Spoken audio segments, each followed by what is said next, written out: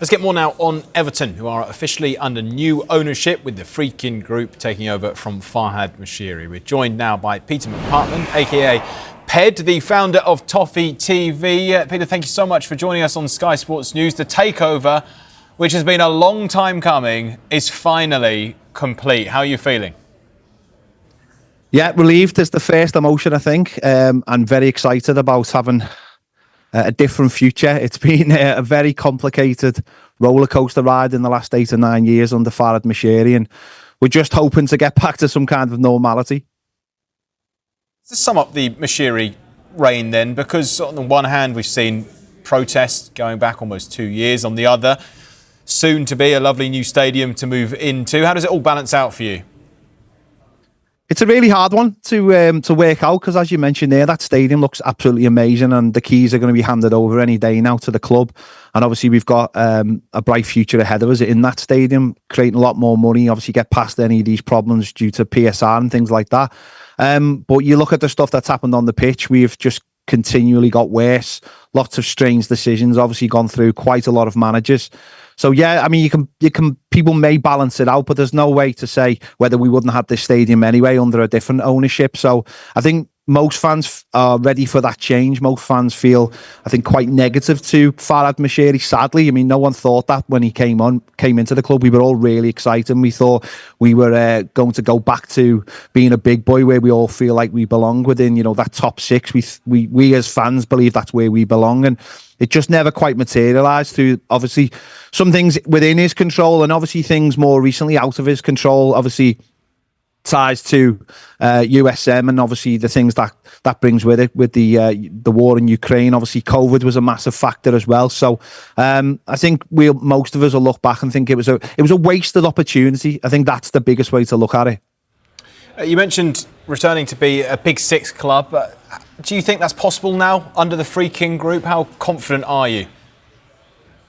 No, listen, it's not something that will happen just because the Friedkins put money into the football club. There has to be a process. There has to be a good plan put in place. Obviously, the stadium will help. Well, what we have seen in the last couple of years is Newcastle and Aston Villa sort of returning back to those positions. Okay, maybe not as some people will see it, established top six teams, but they've had the opportunity to get into Europe, to get into the Champions League. Nottingham Forest obviously having a great season at the moment as well. Everton fans are just hoping that if the structure is in place and there aren't too many financial issues, then it gives us a chance at least. And don't get me wrong, I don't think anyone's sitting here believing we are going to go out and start competing with Manchester City, Liverpool and Arsenal at the moment for players. I just think we want a chance of starting to compete with the players we used to bring in and used to give us a really good platform to compete to try and get into Europe. Now, as we mentioned, Peter, it's been about 18 months that we've been talking about this potential takeover. It feels like longer. I imagine for you on Toffee's TV that you've been focusing on it a lot. Is this the best Christmas present to have this all wrapped up? You can actually start talking about the footy again? Yeah, certainly it's a relief to have it done. I know a lot of fans have just been waiting. I think a lot of fans expected to take today to come.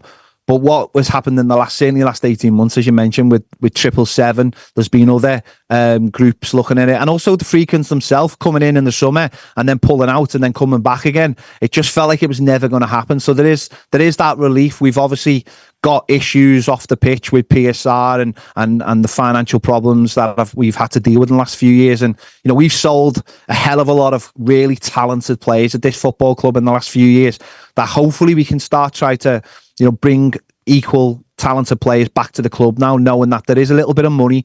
There's people at the top who are going to work to try and make Everton the best they can be. Is this a complete clean slate, do you think, for the Friedkin Group, a new start, or are there things that they have to do to make sure that they ingratiate themselves within the fan base? It feels like a clean slate because, when Farhad Moshiri came in, he still kept a lot of the old regime in place. Obviously, Bill Kenwright was the chairman, and there was a real hangover to the period before he took over to the club. And listen, I don't know how much of an influence that had on decisions he made, or whether decisions were being pulled in different ways. Farhad Moshiri having one say and Bill Kenwright having another say, and other people at the club. I feel today with the announcements for the board, it all feels very new and very fresh. Now, obviously, decisions are going to have to be made about the director of football and the manager as well. Both of their contracts run out at the end of the season. There's quite a lot of players as well that are out of contract at the end of the season as well. So by the time we get to next summer, I think it will feel like a complete overhaul of the football club. So big decisions are needed to be made by the Freakin' Group. Yeah. So new owners, a new stadium to come. 2025 looks a big year. They say good things come in threes. Ped, so I'll give you one more thing. If you can add it to your Christmas wish list, what do you want from your club? I mean, I imagine a lot of people out there will be saying a new manager, and I would like a new manager for next season. I really would. Sean Dyche has done the job he was brought in to do, and hopefully he completes that this season. But I think for a lot of fans, we want to see a future planned out over 3, 4, 5 years, and someone young, energetic, starts playing the kind of football that we enjoy. And listen, that's not necessarily Manchester City kind of tippy-tappy football. That's getting in the opposition's face, having centre forwards who score diving headers, all the things that Evertonians love.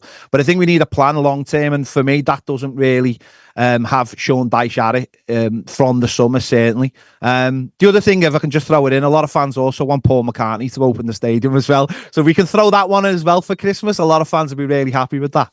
Okay, that was two, but I give it to you, Peter. All right, thank you so much for joining us on Sky Sports News.